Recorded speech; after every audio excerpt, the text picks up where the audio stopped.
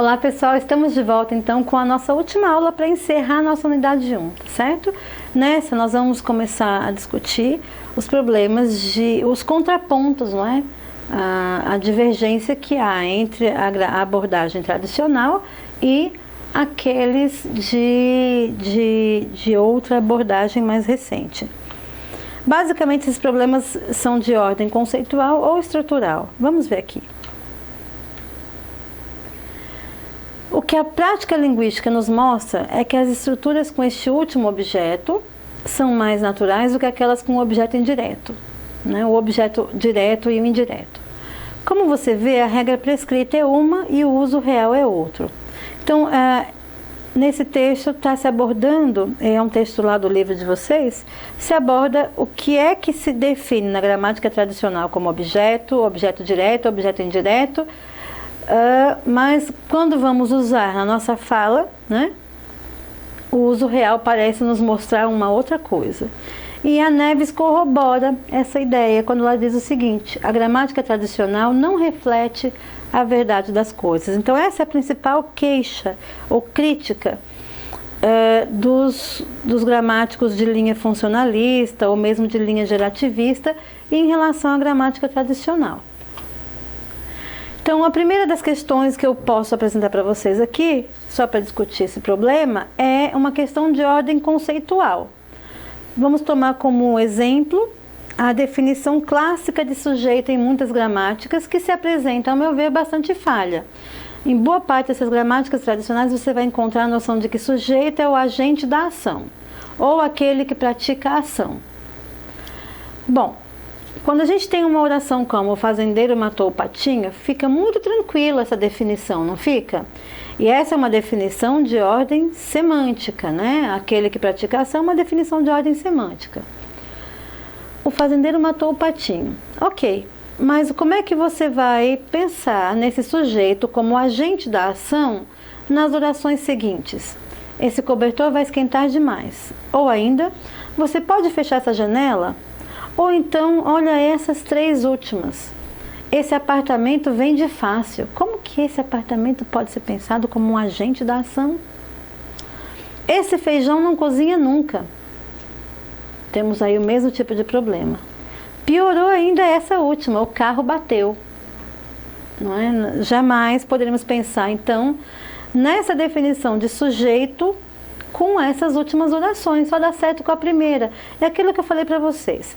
Normalmente, as definições e os procedimentos analíticos da gramática tradicional funcionam com algumas orações que a gente vai chamar de canônicas, clássicas, que tem aquele sujeito, o verbo e um objeto como complemento desse verbo, como essa primeira oração, o fazendeiro matou o patinho.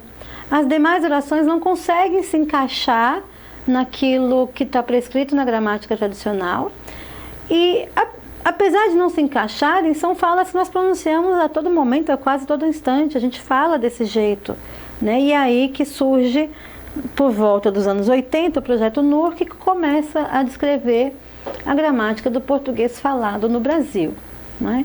Isso é um projeto importante, eu já comentei com vocês em outras ocasiões, mas aí começa a se considerar, inclusive na escrita, uma outra proposta de análise gramatical, mas basicamente daquela gramática, da língua que usamos no dia a dia, né? Então, voltando aqui a essas definições de sujeito e predicado que constam de nossas gramáticas tradicionais, são as conceituações de tópico e comentário, que podem coincidir ou não com os elementos a que nos referimos como sujeito e predicado. Então, num exemplo como este, olha, corrida de cavalo, eu nunca fui ao Jockey Club. Esse termo, corrida de cavalo, é o tópico, né, é o assunto sobre o qual se faz um comentário. E que comentário é esse? Eu nunca fui ao Jockey Club. Já numa outra sentença, a minha amiga Maria nunca foi ao Jockey Club para ver uma corrida de cavalo. Veja que é uma oração que se enquadra bem naquilo que nós chamamos de cânone, né? E ela tem um tópico que coincide também com o sujeito gramatical da oração. E o comentário também coincide com aquilo que a gente chama de predicado. Mas quando a gente tem como propósito descrever e entender a estrutura da oração, é mais razoável olhar para o elemento nuclear que dá origem à oração, que é o predicador. Ou seja, o verbo, né? O verbo é a coisa mais importante, ele que nucleia tudo, é ele que organiza tudo. Não é à toa que a gente tem o verbo, aquela passagem, né, que diz que no primeiro dia Deus criou o mundo e foi com o verbo. Né? Então o verbo realmente é a parte mais importante de tudo.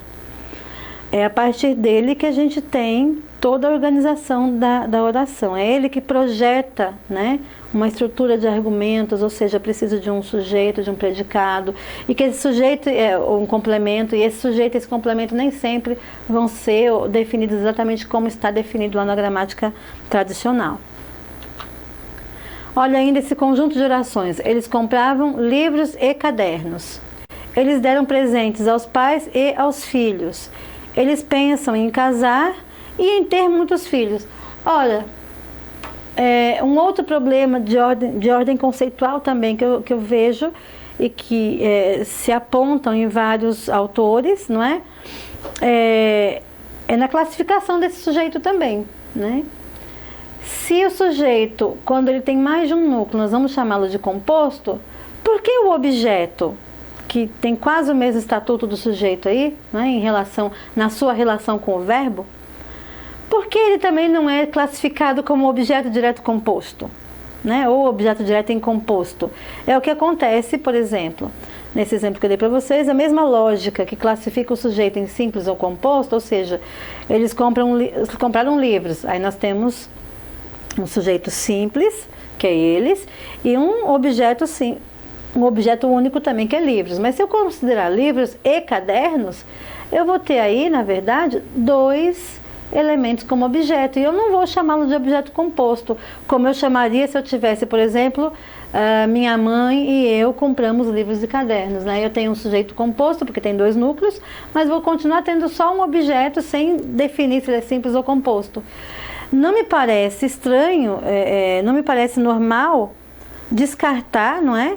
A mesma lógica que é usada para classificar o sujeito, descartá-la para classificar o objeto. Então essa é outra crítica que se pode fazer também a essa lógica de classificação da gramática tradicional. Da mesma forma, né, classificar um sujeito como oculto ou desinencial, né, ele tem vários nomes, só faz sentido se a esse sujeito oculto se opuser a noção de um sujeito expresso. Quando se considera que a possibilidade de expressar ou não o sujeito em certas estruturas é uma propriedade que distingue as línguas humanas, pode-se defender que tal classificação seja mantida desde que feita com coerência. E é claro que há inúmeras línguas e que há uma possibilidade de não se expressar o sujeito, não é? Algumas expressões em nossa língua também vai ser chamada de oração sem sujeito. Por exemplo, é aquela em que você tem chove lá fora, ou choveu muito ontem, enfim. Quanto ao sujeito indeterminado, que é justamente uma noção semântica, a classificação também só faz sentido se a esse sujeito indeterminado a gente puder opor a ideia de um sujeito determinado, ou seja, um sujeito que tem uma referência definida no contexto discursivo. Então, todas essas classificações são muito delicadas na gramática normativa tradicional e sujeitas, né, a uma contestação, digamos assim. A gente teria, então, aqui uma proposta para classificar o sujeito que poderia ser assim delineada. Ele é classificado em relação à forma, né? E aí, nesse caso, o sujeito pode vir expresso ou não expresso.